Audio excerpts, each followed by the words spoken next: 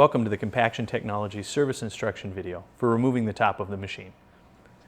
To start with, the machine is on and in the ready position, and we're going to use the round key to open the front door.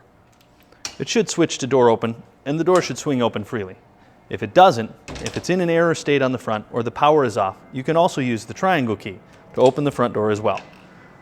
That hole is located on the key side about halfway down, and it's about the size of a pencil eraser. Using the triangle key, rotate the key towards the front of the machine a quarter turn or till you feel resistance. Once you do that, the door should open, and again switch to door open. If it's in an error state, it may not say door open, nor will it say anything if the power is off. Then swing the door open. Now, using a 3/8 nut driver or a 6-inch extension on a ratchet with a socket, locate the two bolts on the inside of the machine on either side of the main actuator, about 3 inches in from the front frame. Once you've located them, simply back them off.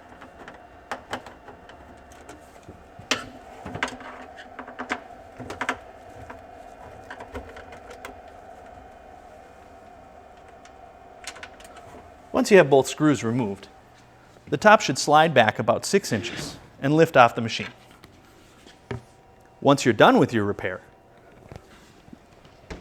locating the bracket at the rear of the machine, line it up with the bracket inside the machine and slide it on.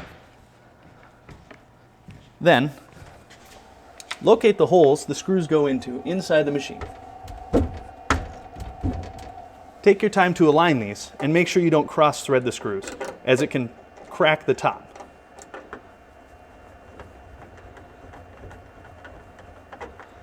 It's important not to over-tighten the screws either for the same reason.